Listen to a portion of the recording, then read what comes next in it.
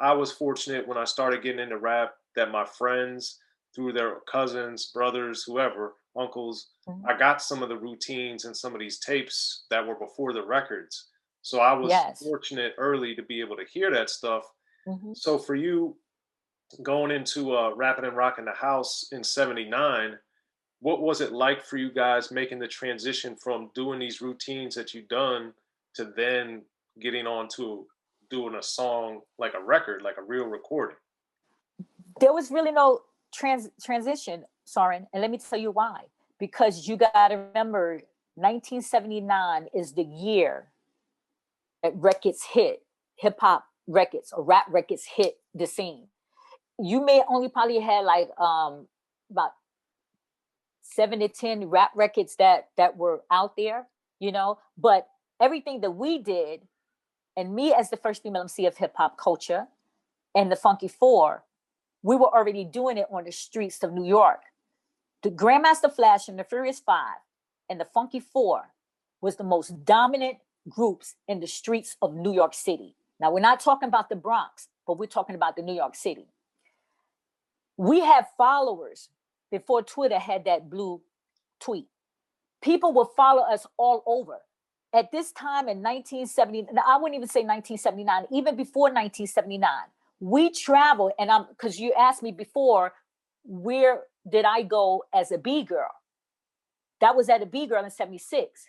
But by the end of 77, 78, we was traveling all over New York City, all over Maryland, upstate New York, to Connecticut, to Washington. These were before we even did rap records. You understand? So the transition for us wasn't really a transition. It's that what we were doing in New York City and in the Bronx and all around the other cities that and states that we were going through and boroughs within New York City, we was just taking our skills of what we was doing already in the parks to the different masses that was out there.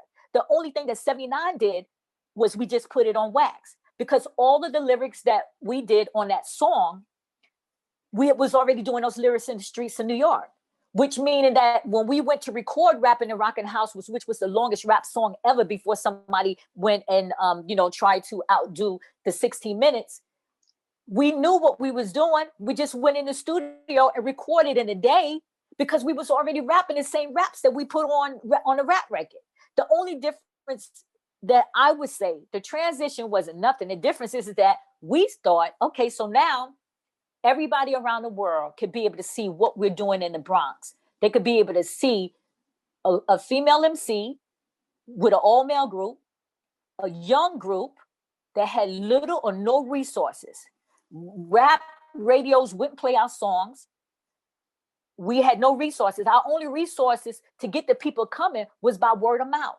But because we were the dominant group between the Furious Five and the Funky Four and the Funky Four plus one, we were the dominant group. We had thousands of people coming from all over by word of mouth. You understand? Or by flyers. But that's how it is. And plus, not to mention, the Funky Four and the Funky Four plus one and DJ Breakout and DJ had the loudest system in New York City, and a crystal system. Although you had other people that had good systems, we had the following of New York City that would travel for wherever we was because of our style of rhyming, which we helped create the format of the cadence of the passing the rhyme, of passing the rhyme back and forth, the cadence of the songs, the cadence of how we would go, back and forth or bring another person in. That's the era, the cadence of battle rapping. Grandmaster Flash and the Furious Five and the Funky Four and the Furious Three before it became the Furious Five. We battled, so we helped create that battle era, that started out. We were the first ones to create the battle rapping era. And if Grandmaster Flash and the Furious Five didn't win, the Funky Four won. If we didn't win, the Grandmaster Flash and the Furious Five won, because we were the dominant groups in New York City. Now, whether or not people want to admit it to, they know the deal. All you got to do is look at the flyers. You got to look at the following. People followed us from all over New York City to where we went. And where, for your perspective, where did Cold Crush, for instance, fit in all this? Okay. So, because I was there, the Cold Crush brothers, although Kaz was there, right? Kaz was rhyming, but Kaz wasn't a part of the Cold Crush brothers.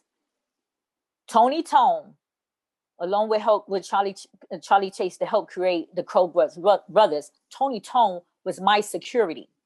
Tony Tone was the person that was a part of the Brothers Disco to set up our equipment. He was our security. So there was no Cold Crush when the Funky Four and the Furious Five was out. They came later. They came in the 80s. You understand what I'm saying? The guy, Tony Tone, that, or you may know him as Tony Crush now, and they know, I'm telling the truth, they would never debate otherwise. He was our security. We have pictures of him standing on stage with the Brothers Disco shirt, the white shirt with the black letters, where we had, he was our security. He was the person that hooked up our mics. He was the person that made me sound good on the mics by making sure that that sound came out crispy clear. Well, so the Cold Crush came in the 80s. Well, the Cold Crush was not there in the 70s with the Funky Four and the Furious Five. Part of the reason, well, say 78, 79, no. Well, part of the reason I wanted to ask is because, like, you being a B-girl first, like, people forget Kaz was a DJ first. So he was. It's always interesting when you're like, people look at, and you can't take that away from Kaz. Kaz was a DJ, that became an MC. And I was a B-girl, just that became, an MC, just like Melly Mel and them. Melly Mel was a B-boy before he became an MC. A lot of us did that. A lot of prominent ones, that was out there transitioned over to becoming MCs. Now, let me tell you, in 1979, we did a song, Rapping and Rocking the House. But in 1980, around about March or something like that, we had traveled to North Carolina because that was where I was born. Wilmington, North Carolina is where I was born. At that time, in March or April of 1980, Tony Tone from the Cold Crush Brothers was still with the Brothers Disco and the Funky 4+1. Fact. Now, later we found out that he wanted to start up with start up the Cold Crush. But during the era of the 70s, in the 77 and 78, to the beginning of 79, there was no Cold Crush. Tony Tone wanted to start the Cold Crush, but he was still with us at the time. Yes. So then, as you guys ended up getting the Rapping and Rocking the House, how did you guys get to Enjoy Records? How did that happen? Okay, so Jazzy D was our manager, right? He was the one who gave me the name Sha-Rock because my name is Sharon, and I auditioned. He was like, "Man, you rock that. I'm going to give you the name Sha-Rock." So he gave me my name. But Jazzy D, which his government name was Donnell, he was DJ Breakout's brother, right? So because we were rocking in New York City, Bobby Robinson, who owns Enjoy Records, no affiliation or no connection to Sylvia Robinson, who owned Sugar Hill Records, asked, I think, his nephew, which was Spoonie G, who is the most toughest group in New York City. Now, Spoonie could have said Grandmaster Flash and the Furious Five, or he could have said, but what he said was the Funky Four, the Funky 4+1, And so with the Furious Five, we was always competitive with each other. They thought they were better than us, and we thought we were better than them. You understand? But the thing is that it was Spoonie that recommended to his father, to his uncle, to go after us. So that's what happened. Somehow he found a way to get in touch with Donnell, which was Jazzy D.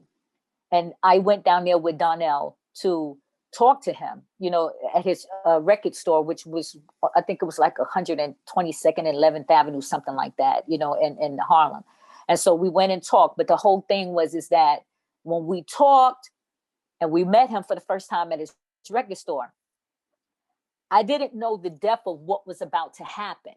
We had to then go back to the group, the rest of the Funky Four, to say, look, this guy Bobby Robinson has this record company that he wants to put our song out. And so let's, all meet up and decide on what we're going to do. So now you're talking 1979, November of 1979. We were already stars, hood stars. So what we thought was, now we're doing this song. If we do this song, the world would be able to see what we're doing in the Bronx. And so that was the only difference, is that we felt like now we can make a little bit of money. Now we can, be on the scale where the world could see us, and it would take our level of hood starness to a different level. And so that's what we thought at the time. And so that's how we got connected with Bobby Robinson, who was the owner of Enjoy Records.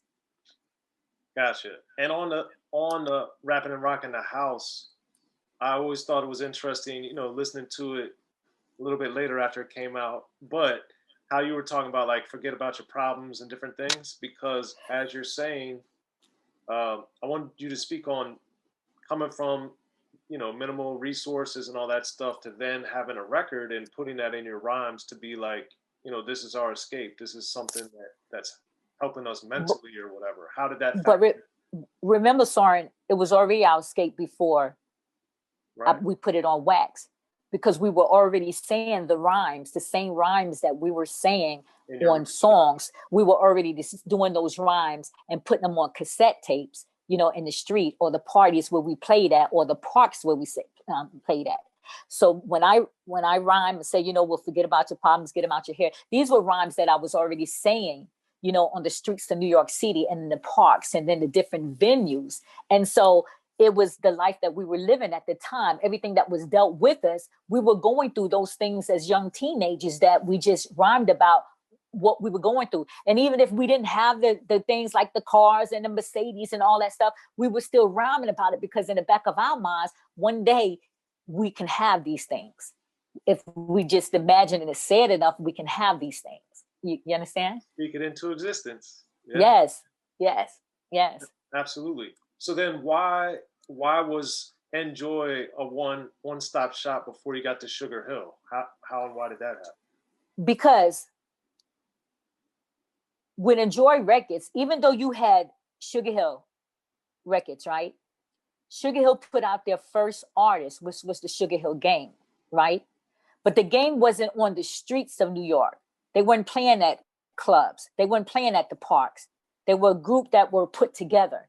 We were already doing these things. So what Sylvia did, the owner of Sugar Hill Records, was she had the gang, and then she wound up getting sequenced. But we were a part of the elite Enjoy Records that had all the major artists that had the MC skills. You understand what I'm saying? That wasn't put together, that were rocking, to the beats of songs that, or R&B songs that were being played. See, like let's take the Sugar Hill Gang, and no disrespect to the Sugar Hill Gang, but I just want to break it down to let you know how this all came to play.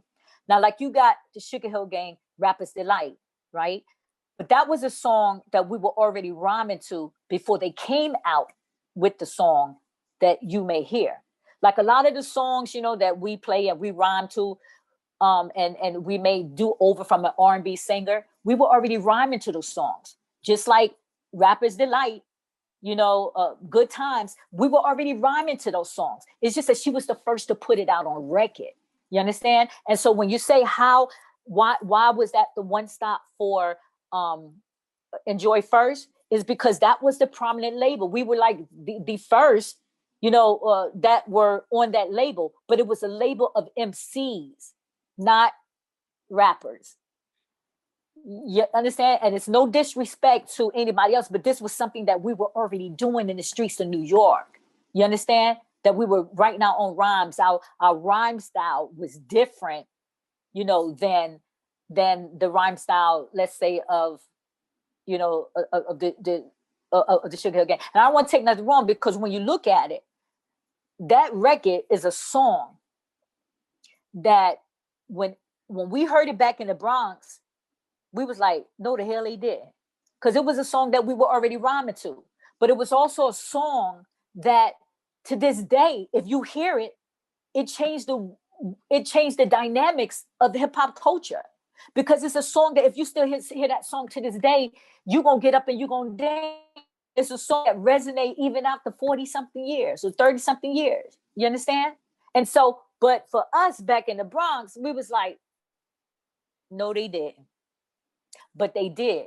And she had an idea of how to take what we was doing back in the Bronx and back in Harlem and put it on record. And that became the even though, you know, people say, well, King Tim, you know, is like the first like rap song. You know, that song became the song that put, you know, rap music on a pedestal. Be sure to check out the History of Gangster Rap by Soren Baker. He's official. History of Gangster Rap features exclusive interviews with Ice-T, Snoop Dogg, MC Ren, the D.O.C, and dozens of others. The History of Gangster Rap, a definitive look at how Los Angeles changed rap forever. In Los Angeles, the streets definitely set the tone of the hip-hop music. At 19, I got a $50,000 car. My whole angle always was, I'll be street, but I will always tell you the horrors that go along with this life. It would be penalties and casualties for just wearing the wrong color in somebody's neighborhood. And once gangster rap made it from the streets to the TV, the genre exploded. With Fab 5 on Yo MTV Raps with NWA. Yo MTV, it just catapulted us from being local heroes to national gangbang rappers. The History of Gangster Rap discusses it all from 1980 up till today. There's always gonna be shit happening in the streets. You know what I mean? So it's always gonna be something to talk about. The History of Gangster Rap in stores now.